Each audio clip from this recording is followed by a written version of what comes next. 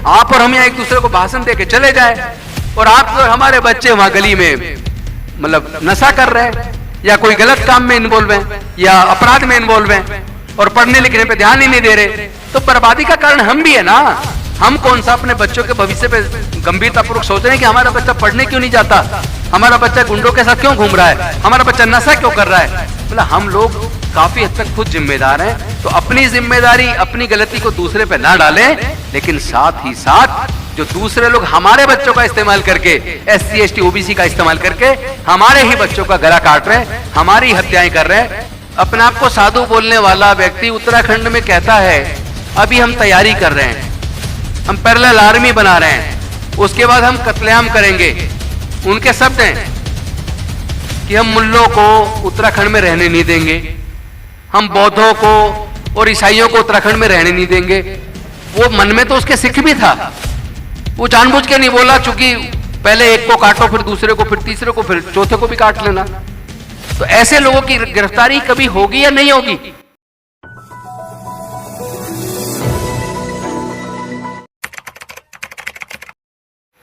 हम चाहें तो इस राउंड टेबल कॉन्फ्रेंस को ऐतिहासिक बना सकते हैं। जैसे डॉक्टर बाबा साहेब अंबेडकर जी ने 1930, 1931, 1932 की लंदन की राउंड टेबल कॉन्फ्रेंस को ऐतिहासिक बना दिया, हम चाहें तो हम इस राउंड टेबल कॉन्फ्रेंस को भी ऐतिहासिक बना सकते हैं। लेकिन इसके लिए जरूरत है पहले तो समस्या को समझने की। अगर समस्या को ढंग से समझेंगे नहीं तो उसका इलाज करना आसान नहीं होगा। दर्द आपका भी है एक, हमारा भी वही दर्द है, आपका भी वही दर्द है, लेकिन दवाइयां अलग अलग ले रहे हैं। तो दवाइयां सब अलग अलग लेंगे तो इलाज तो होने वाला नहीं है। वो लोग बहुत ही रणनीतिक तरीके से हमारी हत्याएं कर रहे हैं। हत्या केवल वो नहीं होती कि उन्होंने आपको मार दिया और आपको सांस लेना बंद हो गया और आपको क्रीमेट कर दिया। हत्या वो दूसरे तरीके से कर रहे हैं आज।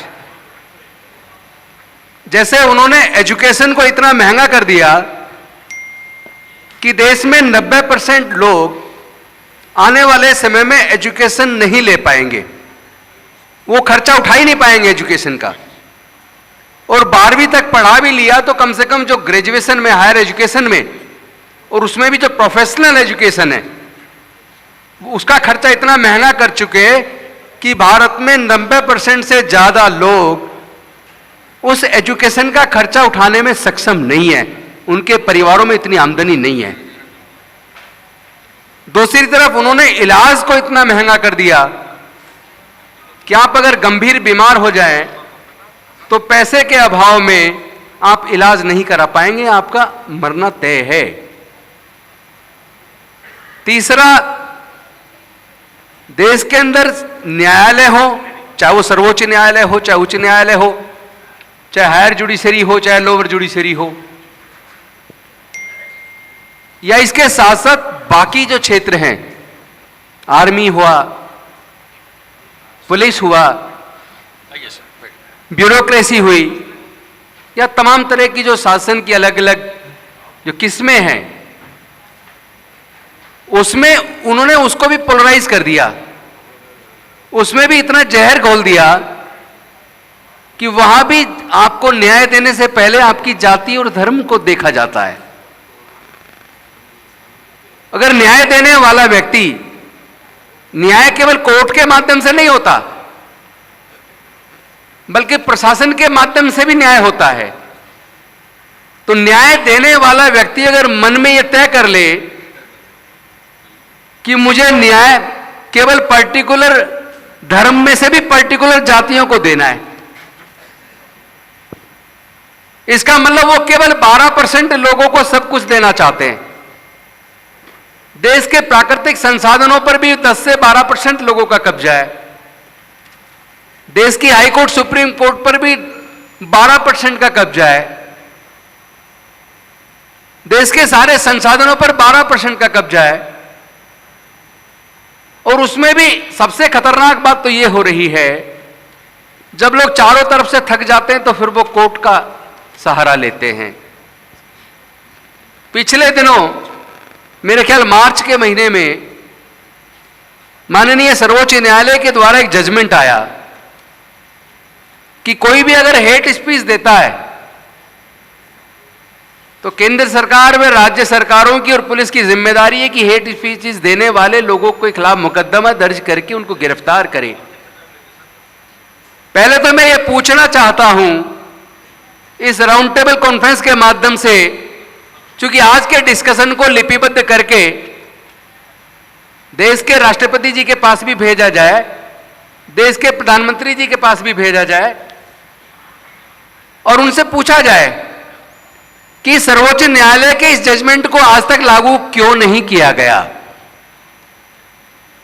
और यह भी देखा जाए देश में जो हेट स्पीचेस दे रहे हैं, हेट स्पीचेस देने वाले कितने लोग गिरफ्तार किए और जो लोग हेट स्पीचेस के मामलों में गिरफ्तार हुए उनकी जाति और धर्म क्या है। तो आपको समझ आएगा कि जो केंद्र में सत्ता में बैठी पार्टी है उसके नेता सबसे ज्यादा हेट स्पीचेस खुलेआम दे रहे हैं। गेरुए कलर के कपड़े पहन के उनके सो कॉल्ड साधु खुलेआम भारत से मुसलमानों को, क्रिश्चियंस को और बौद्धों को कत्लेआम करने की बात खुलेआम बोल रहे हैं। तो उन लोगों पे हेट स्पीचेस का मुकदमा दर्ज करके उनको गिरफ्तार क्यों नहीं किया जा रहा? जितने रिलीजियस प्रोसेशंस निकलते हैं, धार्मिक यात्राएं निकलती हैं, उसके अंदर औजार हथियार ले जाकर लोगों को भयभीत करने की इजाजत कौन दे रहा है? कौन कौन सी सरकारों में इस तरह के जुलूस निकल रहे हैं? कौन सा पुलिस प्रशासन है जो उनको इजाजत देता है? और वहां तलवारें, नंगी तलवारें लहराने पर, तमंचे लेकर लहराने पर उनके खिलाफ मुकदमा दर्ज क्यों नहीं हो रहा? अभी कांवड़ियों के द्वारा पीलीभीत के अंदर, कल ही समाचार, भारत समाचार की न्यूज है, कांवड़ियों के द्वारा 5051 बाइक पे एक यात्रा निकाली गई और यात्रा जो लोग निकाल रहे थे उनके हाथों में तलवार और तमंचे लेकर वो निकाली, तो उनमें कितने मुकदमे दर्ज हुए, कितने लोग गिरफ्तार हुए? तो क्या ऐसा तो नहीं है कि सरकार के संरक्षण में ही आतंकवादी पैदा किए जा रहे हो? कहीं ऐसा तो नहीं है पर्टिकुलर माइंडसेट के लोगों को बकायदा रिटायर्ड आर्मी के लोगों के द्वारा कहीं उनको ट्रेनिंग तो नहीं दी जा रही? क्योंकि ऐसा क्यों है कि एक अपने आप को साधु बोलने वाला व्यक्ति उत्तराखंड में कहता है अभी हम तैयारी कर रहे हैं, हम पैरेलल आर्मी बना रहे हैं, उसके बाद हम कत्लेआम करेंगे। उनके शब्द हैं कि हम मुल्लों को उत्तराखंड में रहने नहीं देंगे, हम बौद्धों को और ईसाइयों को उत्तराखंड में रहने नहीं देंगे। वो मन में तो उसके सिख भी था, वो जानबूझ के नहीं बोला, चूंकि पहले एक को काटो, फिर दूसरे को, फिर तीसरे को, फिर चौथे को भी काट लेना। तो ऐसे लोगों की गिरफ्तारी कभी होगी या नहीं होगी? तो ये आतंकवाद की ट्रेनिंग देने वाले इस तरह के लोग, उसमें भी क्या उन पर कार्रवाई करने से पहले उनकी जाति धर्म देखा जाएगा? हम आज क्या कोई रणनीति की चर्चा में कुछ ठोस डिसीजन लेकर उसके इंप्लीमेंटेशन पे भी कुछ करेंगे या केवल चर्चा करके चले जाएंगे? इस पे भी चिंतन करना होगा, क्योंकि जो लोग सारे चीजों का तंत्र पे जिनका कब्जा है, उस कब्जे के लिए जिम्मेदार कौन है? मैं पूछना चाहता हूं, जितने भी दंगे होते हैं, दंगे करने वाले लोगों की कभी जाति पे चर्चा कर लीजिए। उनकी जाति क्या है? कौन उनका इस्तेमाल कर रहा है? धार्मिक जुलूसों में जो लोग हाथों में औजार हथियार लहराते हैं, उनको आइडेंटिफाई कर लीजिए, उनकी जाति क्या है और वो किसके इशारे पे काम कर रहे हैं। मुझे लगता है कि इसका अगर सही मुकम्मल जवाब देना है, अगर इस चीज को पूरी तरीके से रोकना है, अगर भारत के संविधान में प्रजातंत्र को बचाना है, तो इस मीटिंग में केवल माइनॉरिटीज को बुलाना उचित नहीं है। इसमें एससी, एसटी और ओबीसी के प्रतिनिधियों को भी बुलाना बहुत ज्यादा जरूरी है, क्योंकि इन सारे धार्मिक जुलूसों में जो लोग औजार हथियार लहराते हैं, जिनका दंगों में इस्तेमाल किया जाता है और दंगे के बाद जो जेल जाते हैं, और जो बर्बाद होते हैं, आप अगर उसका आंकड़ा उठाकर देखेंगे तो 90% से ज्यादा उसमें एससी, एसटी और ओबीसी के युवा मिलेंगे। तो पहले तो ये आंकड़ा देख लीजिए कि भाई एससी, एसटी, ओबीसी माइनॉरिटीज की पॉपुलेशन क्या है। जैसा आप बता रहे थे कि भाई 20% माइनॉरिटीज के लोग हैं, तो क्या 20% में 17% को भी हम एकजुट कर सकते हैं? पहला सवाल। अगर हमने 20 में से 17 को एकजुट कर लिया कि ये 17% लोग अब इस देश के संविधान और प्रजातंत्र को बचाने के लिए एकजुट होकर एक राय से काम करेंगे मिलकर, और दूसरा एससी और एसटी दोनों को अगर जोड़ लिया जाए तो इनकी जनसंख्या कम से कम 28% है। इस 28% में से 20% भी अगर ऐसी फोर्सेस का साथ देना बंद कर दें, हम उनको रोक पाएं कि हमारे एससी, एसटी, ओबीसी के बच्चे, अभी केवल एससी एसटी की बात करते हो चूंकि 28% एससी और एसटी है, कम से कम 28%, अगर ये एससी और एसटी के 28% बच्चे या पूरी पॉपुलेशन का 28% में से अगर हम 20% को भी उन सनातन फोर्सेस को जो दंगे करवा रही हैं, जो नफरत फैला रही हैं, अगर उनके धार्मिक जुलूसों में भेजना बंद कर दें, अगर उनको आरएसएस, बजरंग दल, विश्व हिंदू परिषद में जाने से रोकने में कामयाब हो जाएं,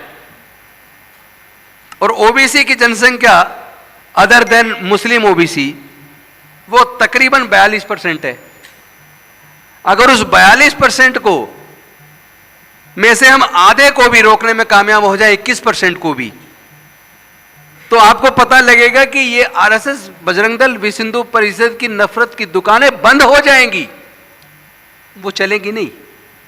क्योंकि कहीं भी आप देखिएगा दंगे में इनके नेता जिनके बच्चे विदेशों में पढ़ रहे हैं या फिर भारत की बड़ी यूनिवर्सिटीज में पढ़ रहे हैं, वो बच्चे कभी दंगों में इस्तेमाल नहीं होते, वो बच्चे कभी धार्मिक जुलूसों में भी नहीं जाते, ना इनके नेताओं के जाते, ना इनके अफसरों के जाते, ना इनके व्यापारियों के जाते। तो जिस दिन इनके धार्मिक जुलूसों में, इनकी आरएसएस, बजरंग दल, विश्व हिंदू परिषद में, आरएसएस के अंदर, इनके तीनों संगठनों के अंदर एससी, एसटी और ओबीसी के लोग जाना बंद कर देंगे, उस दिन इनकी नफरत की दुकान मैं गारंटी के साथ कह सकता हूं बंद हो जाएगी। हम लोग उन पे काम करने की बजाय कि उनको कैसे सुधारें, जो लोग उत्पीड़न कर रहे हैं, उस पे काम करने की बजाय हम लोग इस पे काम करें कि क्या हम, खासतौर पे मैं मुस्लिमों को कहूंगा, आपको बुरा लगे तो लग जाए भाई, मुझे तो कहना है, आप लोग अपनी महिलाओं को इस आंदोलन में शामिल कब करेंगे? पहली बार आपने शाहीन बाग में किया, नाक में दम हो गया था। आपने संविधान हाथ में लेके शांतिपूर्वक तरीके से, ईमानदारी से संगठन चलाया, तो केंद्र सरकार को उल्टा पड़ गया। मतलब उनके लोग वहां औजार हथियार लहराने लगे। उन्होंने उसको तोड़ने के लिए क्या क्या नहीं किया। उन्होंने तो मुस्लिम युवाओं को हेट स्पीच देने के झूठे मुकदमे बनाकर जेल में डाल दिया और उनको जमानतें नहीं मिल रही हैं। न्याय है कहां? न्याय की कुर्सी पर बैठने वाले व्यक्ति के चरित्र में अगर न्याय नहीं है, चाहे वो नीचे की जुडिशरी का जुडिशियल ऑफिसर हो, चाहे माननीय सर्वोच्च न्यायालय का जुडिशियल ऑफिसर हो, अगर उसके हृदय के अंदर न्याय की भावना नहीं है तो आप उससे न्याय की उम्मीद मत करना। लेकिन ध्यान रहे, यह लड़ाई विचारधारा की है। इस लड़ाई को औजार हथियार से नहीं लड़ा जा सकता। इस लड़ाई को अगर बुद्धि और विवेक से, ठंडे दिमाग से, शांतिपूर्वक तरीके से, भारतीय संविधान के हिसाब से अगर हम इस लड़ाई को लड़ेंगे तो इसको जीतना बहुत आसान है। आप आज ही इस राउंड टेबल कॉन्फ्रेंस में संकल्प कीजिए कि अगर मुस्लिम के साथ जुल्म होगा तो सिख भी, दलित भी, आदिवासी भी, पिछड़ा भी, सब लोग उनके साथ खड़े होंगे। उसी तरह अगर दलित के साथ हो या आदिवासी के साथ हो तो उसका विरोध भी हम सब लोग मिलकर एकजुट होकर, ये टीम जो आज इस सभागार में बैठी है, अगर ये टीम के लोग ही ये संकल्प ले लें कि हम दिल्ली में भी और पूरे देश के गांव-गांव में इस मूवमेंट को, इस मुहिम को और आज की इस राउंड टेबल कॉन्फ्रेंस के मुद्दों को घर घर तक पहुंचाने का संकल्प लेते हैं, मैं दावे के साथ कह सकता हूं 2024 में यह संविधान विरोधी, तानाशाही, नफरत फैलाने वाली सरकार दफन हो जाएगी। और एक बात मैं और कहना चाहता हूं, आप बिल्कुल सही कह रहे थे कि ये यूसीसी कहने को नहीं बोल रहे, लेके आ सकते हैं, हालांकि वो प्रैक्टिकेबल नहीं है, चलेगा नहीं।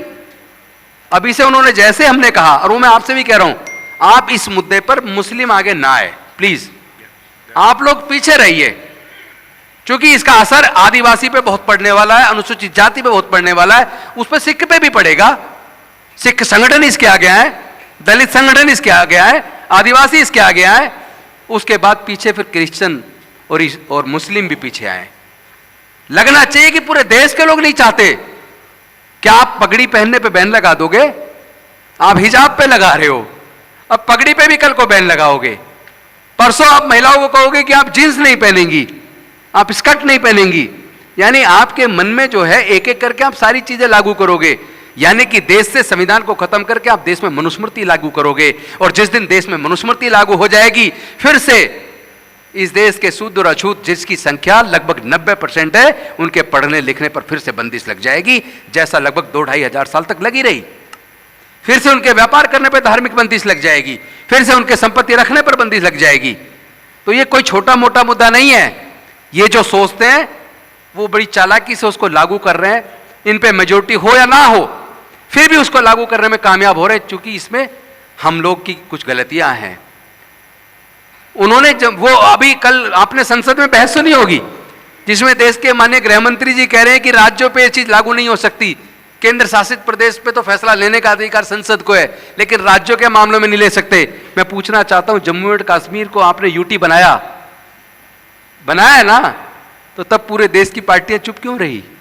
तब विरोध क्यों नहीं किया? आपने क्यों नहीं सोचा कि अगर वो जे.एंड.के को यूटी बना सकते हैं तो किसी भी राज्य को वो इसी तरह अध्यादेश लाकर यूटी बना सकते हैं। आज दिल्ली के लोग उम्मीद ना करें कि आप किसी को भविष्य में चुनेंगे और वो वादा जो आपसे करेगा उसको लागू कर पाएगा, क्योंकि जब पूरी पावर उन्होंने दे दी, मतलब होम मिनिस्ट्री को, उपराज्यपाल के माध्यम से होम मिनिस्ट्री सारे फैसले लेगी, तो दिल्ली में भी कोई चुना हुआ कोई मुख्यमंत्री बन जाए, मंत्री बन जाए, उनकी कोई वैल्यू नहीं है, वो कोई निर्णय नहीं ले पाएंगे। तो ये किसी भी राज्य के साथ हो सकता है। इसलिए हमें भारत के संविधान को ध्यान में रख के और भारत के संविधान को कैसे मजबूती से लागू करवाएं, इस पे एक राय बनाकर आज कुछ एजेंडे आप तय कीजिए, और उसके साथ फिर ये भी तय कीजिए कि हम सब लोग अलग अलग धर्म के और जाति के लोग अपने समाज के अंदर नुक्कड़ मीटिंग लें, अपनी कॉलोनियों में, गांवों में, बस्तियों में, और वहां इस आज के एजेंडे को वहां भी चर्चा करें, ताकि उनको पता तो चले। आप और हम यहाँ एक दूसरे को भाषण दे के चले जाए और आप और हमारे बच्चे वहां गली में मतलब नशा कर रहे हैं या कोई गलत काम में इन्वॉल्व हैं या अपराध में इन्वॉल्व हैं और पढ़ने लिखने पे ध्यान ही नहीं दे रहे, तो बर्बादी का कारण हम भी है ना। हम कौन सा अपने बच्चों के भविष्य पे गंभीरतापूर्वक सोच रहे हैं कि हमारा बच्चा पढ़ने क्यों नहीं जाता, हमारा बच्चा गुंडों के साथ क्यों घूम रहा है, हमारा बच्चा नशा क्यों कर रहा है। मतलब हम लोग काफी हद तक खुद जिम्मेदार हैं। तो अपनी जिम्मेदारी, अपनी गलती को दूसरे पे ना डालें, लेकिन साथ ही साथ जो दूसरे लोग हमारे बच्चों का इस्तेमाल करके, SC ST OBC का इस्तेमाल करके हमारे ही बच्चों का गला काट रहे हैं, हमारी हत्याएं कर रहे हैं। हत्या, जैसे मैंने पहले बताया, हत्या केवल ये नहीं है कि आपको गला काट दिया, गोली मार दिया, मर गए। हत्या ये भी है जब आप पढ़ाई लिखाई आपको मिलेगी नहीं, रोजगार आपको मिलेगा नहीं, 10-20 किलो अनाज मिलेगा ताकि आप जिंदा रहें, तो वो भी मरने के समान है, वो कोई जिंदे के समान नहीं है। इन्हीं शब्दों के साथ मैं धन्यवाद करता हूं आप ऑर्गेनाइजर्स को इतनी अच्छी कॉन्फ्रेंस करने के लिए, और साथ में निवेदन करता हूं कि प्लीज अब तो कम से कम एकजुट हो जाओ। मैं पहले सुना करता था, लोग कई बार, मैंने किसी शायर ने लिखा, लोग टूट जाते हैं एक घर बनाने में, कुछ लोग तरस नहीं खाते बस्तियां जलाने में। मैं अब उसकी लाइन को थोड़ा सा बदल रहा हूं, लोग टूट जाते हैं एक घर बनाने में, लेकिन अब सरकारें तरस नहीं खा रही बुलडोजर चलाकर लोग के घर गिराने में। अरे सोच के देखो, एक मकान बनाने के में कितना पैसा लगता है। अगर बड़ी बिल्डिंग बनाओ तो करोड़ों रुपए लगता है, छोटी बिल्डिंग बनाओ तो लाखों रुपए लगता है, और आप सीधा बुलडोजर चला के उसके मकान को ध्वस्त कर देते हैं। कभी सोचा उसका मकान फिर कभी बनेगा नहीं बनेगा? आप तो बर्बाद कर रहे हो। ये मतलब एक माइंड सेट है, ये केवल छोटा मोटा नफरत नहीं है, ये आपको जड़ से खत्म कर रहे हैं। और आप अभी हवा में चर्चा कर रहे हो, जमीन पे उतरने की जरूरत है। हम लड़ेंगे, हम जीतेंगे। होके मायूस नायूस शाम से ढलते रहिए, जिंदगी भोर है, सूरज से निकलते रहिए, एक ही पांव पे ठहरोगे तो थक जाओगे, धीरे धीरे ही सही राह पे चलते रहिए। बहुत बहुत धन्यवाद। जय भीम।